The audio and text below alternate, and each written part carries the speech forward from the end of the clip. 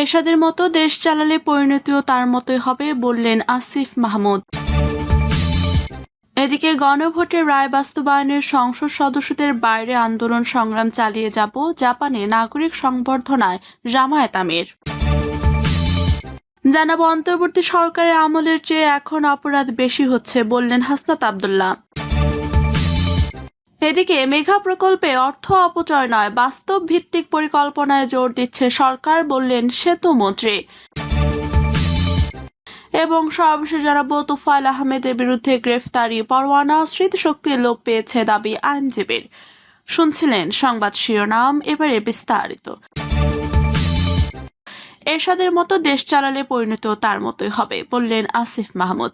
জাতীয় নাগরিক পার্টির মুখপাত্র ও অন্তর্বর্তীকালীন সরকারের সাবেক উপদেষ্টা আসিফ মাহমুদ সজীব ভুইয়া বলেছেন, হোসেন মোহাম্মদ এরশাদ যেমন সারা দেশে প্রশাসক নিয়োগ দিয়ে রাষ্ট্র পরিচালনা করেছিলেন, তারেক রহমান ঠিক এরশাদের মতোই রাষ্ট্র পরিচালনা করতে যাচ্ছেন। তিনি বলেন, তারা বারবার গণতন্ত্রকে তাদের একমাত্র রাজনীতির বস্তু হিসেবে ব্যবহার করেছেন বিগত 17 থেকে 18 বছর, কিন্তু নির্বাচিত হওয়ার পর তারা গণতন্ত্র ভুলে গেছেন। তারা এখন সব জায়গায় ধরে ধরে নিজেদের লোক বসিয়ে দিয়েছে। যারা জনপ্রতিনিধি হতে ব্যর্থ হয়েছেন, নির্বাচনে পরাজিত হয়েছেন এবং যারা নির্বাচনে মনোনয়ন বঞ্চিত হয়েছেন, তাদের দিয়ে এখন স্থানীয় সরকার প্রতিষ্ঠানগুলো চালানোর পায়তারা চলছে। ক্ষমতাসীন সরকারকে আহ্বান জানিয়ে আসিফ মাহমুদ বলেন, আপনারা দ্রুত নির্বাচনের মাধ্যমে আবারও স্থানীয় সরকারের যে অচল অবস্থা আছে সেটা ভেঙে জনগণের যে সেবার যে কাজ সেটা অব্যাহত রাখার জন্য স্থানীয়ভাবে নির্বাচন আয়োজন করুন, নইলে এরশাদের মতো দেশ চালালে এরশাদের মতোই পরিণতি ভোগ করতে হতে পারে বলেও সেটাও মাথায় রাখবেন।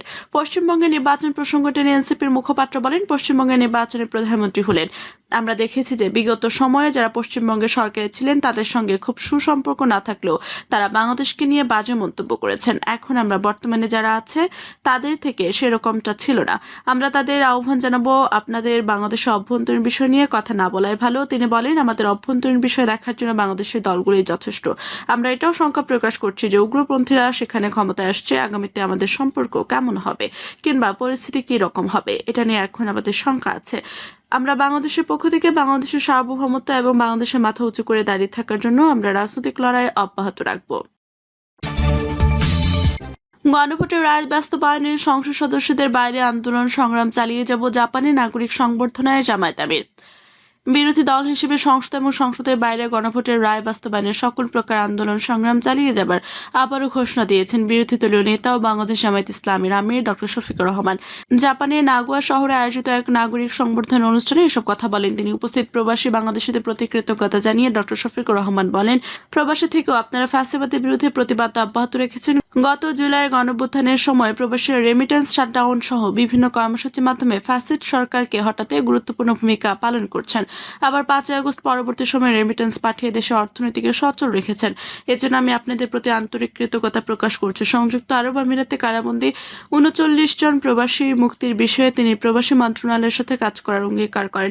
একই সঙ্গে প্রবাসীদের অন্যান্য দাবি দেওয়া নিয়েও কাজ করার প্রতিশ্রুতি দেন। গণভোটের রায় বাস্তবায়ন ইস্যুতে ডক্টর শফিকুর রহমান বলেন, গণভোটের রায় বাস্তবায়ন হবে ইনশাল্লাহ।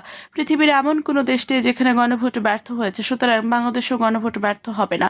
দেশের প্রায় 70% মানুষ গণভোটের পক্ষে হ্যাঁ ভোট দিয়ে নিজেদের রায় জানিয়ে দিয়েছেন। এখন গণভোটের রায় বাস্তবায়ন না করা মানে দেশের প্রতিটি নাগরিককে অপমান করা। বিরোধী দল হিসেবে সংসদ এবং সংসদের বাইরে গণভোটের রায় বাস্তবায়নের সকল প্রকার আন্দোলন সংগ্রাম চালিয়ে যাবেন বলে উপস্থিত সকলকে আশ্বস্ত করেন তিনি। এ সময় ইনকিলাব জিন্দাবাদ স্লোগানে অনুষ্ঠানে হল মুখরিত হয়ে ওঠে।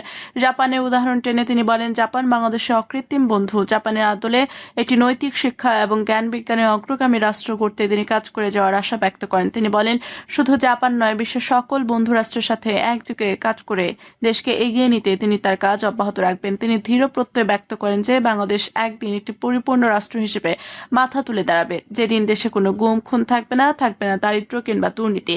এজন্য তিনি তরুণ সমাজকে কাজ অব্যাহত রাখার আহ্বান জানান। দেশের বিভিন্ন জায়গায় চাঁদাবাজি এবং বাজার সিন্ডিকেটের কারণে পণ্যের দাম অনেক বেড়ে যাওয়ার বিষয়ে উদ্বেগ প্রকাশ করে তিনি বলেন, জাতির এই দুর্ভোগ কমাতে সরকারকে সকল প্রকার চাঁদাবাজি ও দুর্নীতির বিরুদ্ধে জিরো টলারেন্স নীতি অনুসরণ করতে হবে। সকল চাঁদাবাজের শেকড় উপড়ে ফেলার অঙ্গীকার করেন তিনি বলেন, কেউই ভুলের ঊর্ধ্বে নয়। কোনো ভুল হলে জানালে তিনি নিজেদের সংশোধন করে নেবেন।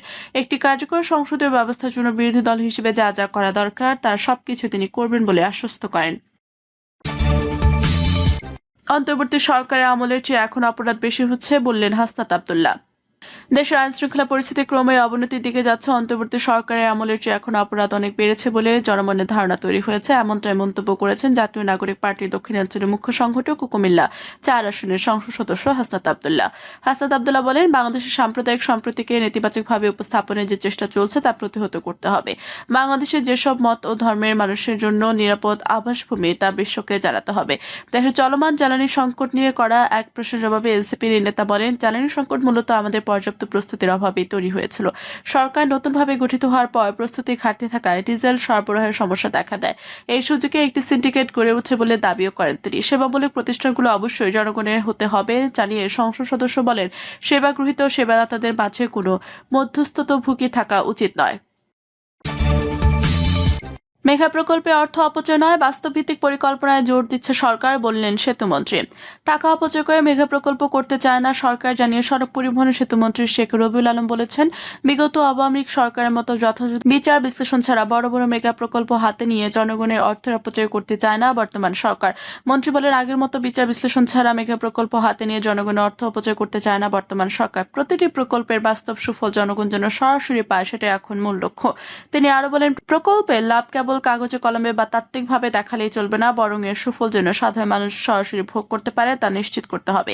যে কোনো প্রকল্প গ্রহণের ক্ষেত্রে বাস্তবসম্মত পরিকল্পনা এবং জনগণের ট্যাক্সের টাকার সঠিক ব্যবহারকে সর্বোচ্চ অগ্রাধিকার দেওয়া হবে বলে তিনি জানান। তিনি বলেন, সাধারণ মানুষের মধ্যে একটি ধারণা জন্মেছে যে বড় প্রকল্প মানেই দুর্নীতি। কাজের মাধ্যমে এই নেতিবাচক ধারণাটি পরিবর্তন করতে হবে। অনুষ্ঠানে সেতু প্রতিমন্ত্রী মোহাম্মদ রাজিব আহসান বলেন, বড় প্রকল্প নিয়ে জনগণের মধ্যে যে দুর্নীতি ধারণা রয়েছে তা দূর করতে কাজের স্বচ্ছতা জবাবদিহিতা নিশ্চিত করতে হবে। তোফায়েল আহমেদের বিরুদ্ধে গ্রেফতারি পরোয়ানা, স্মৃতিশক্তি লোপ পেয়েছে দাবি আইনজীবীর। অবৈধ 1,25,00,000 টাকা অর্থ আত্মসাতের অভিযোগে 2 যুগ আগের মামলায় 69-এর গণঅভ্যুত্থান আর 71-এর মুক্তিযুদ্ধে অগ্রসৈনিক আওয়ামী লীগের একসময়ের প্রভাবশালী নেতা ও সাবেক মন্ত্রী তোফায়েল আহমেদ সহ 2 জনের গ্রেফতারি পরোয়ানা জারি করেছেন আদালত। আসামি পলাতক থাকায় গত 19 এপ্রিল ঢাকার বিভাগীয় স্পেশাল জজ বেগম শামীমা আফরোজ এ পরোয়ানা জারি করেন। মঙ্গলবার আদালত সূত্রে এই তথ্য জানা গেছে। মামলার বাকি 2 আসামির মধ্যে মোহাম্মদ আনোয়ারুল ইসলামের বিরুদ্ধে পরোয়ানা জারি হলো। জামিনে থাকা মোশাররফ হোসেন আদালতে হাজিরা দেন। জানা যায়, এদিন মামলার অভিযোগ গঠনের বিষয়ে শুনানির দিন ধার্য ছিল। এদিকে তোফায়েল আহমেদের অসুস্থতার কথা জানিয়ে আদালতের কাছে তার আইনজীবী খায়ের উদ্দিন শিকার আহমেদ করেছেন। শুনানিতে তিনি বলেন, তোফায়েল আহমেদ দীর্ঘদিন ধরে অসুস্থ হয়ে রাজধানী স্কয়ার হাসপাতালে নিবিড় পরিচর্যা কেন্দ্রে চিকিৎসাধীন। এর জন্য তিনি আদালতে উপস্থিত হতে পারেননি। বাস্তবিক অর্থে তোফায়েল আহমেদ কাউকে চিনতে পারেন না। তার স্মৃতিশক্তির লোপ পেয়েছে। আদালতে উপস্থিত হয়ে মামলার কার্যক্রমে অংশ নিতে শারীরিকভাবে অক্ষম। এ সময় তোফায়েল আহমেদের মানসিক অবস্থার পরীক্ষার আবেদন করার প্রার্থনা করেন এবং পাশাপাশি অভিযোগ গঠন শুনানি পেছাতেও আবেদন করেন আইনজীবী খায়ের উদ্দিন। তবে আদালত আবেদন নামঞ্জুর করে বৃহস্পতিবার অভিযোগ গঠনের বিষয়ে শুনানির দিন ধার্য করেন। এর আগে 2002 সালে মামলাটি দায়ের করেন বিলুপ্ত দুর্নীতি দমন ব্যুরোর পরিদর্শক কাজী শামসুল ইসলাম। মামলার অভিযোগে বলা হয়, তোফায়েল আহমেদ ক্ষমতার অপব্যবহার করে অবৈধভাবে অর্জিত 1,25,00,000 টাকা গোপন করার উদ্দেশ্যে সহযোগীদের মাধ্যমে অর্থ স্থানান্তর উত্তোলন করেন। ম্যাডোনা অ্যাডভার্টাইজিং লিমিটেডের প্রধান হিসাবরক্ষক মোহাম্মদ আনোয়ারুল ইসলাম এবং ভোলার মোশাররফ হোসেনের সঙ্গে যোগসাজশে সোনালী ব্যাংকের মতিঝিল কর্পোরেট শাখা থেকে বিভিন্ন সময় মোট 1,25,00,000 টাকা স্থানান্তর করা হয়। পরবর্তীতে ওই অর্থ উত্তোলন করা হয়। মামলাটি তদন্ত শেষে 3 জনকে অভিযুক্ত করে আদালতে অভিযোগপত্র দেওয়া হয়। তবে আওয়ামী লীগের সরকারের ক্ষমতায় আসার পর উচ্চ আদালতের নির্দেশে মামলার কার্যক্রম স্থগিত ছিল দীর্ঘদিন। এ বিষয়ে সম্প্রতি উচ্চ আদালতের স্থগিতাদেশ প্রত্যাহার হয় মামলার কার্যক্রম পুনরায় শুরু হয়েছে বলে জানিয়েছেন সংশ্লিষ্ট আদালতের বেঞ্চ সহকারী আরিফুল ইসলাম।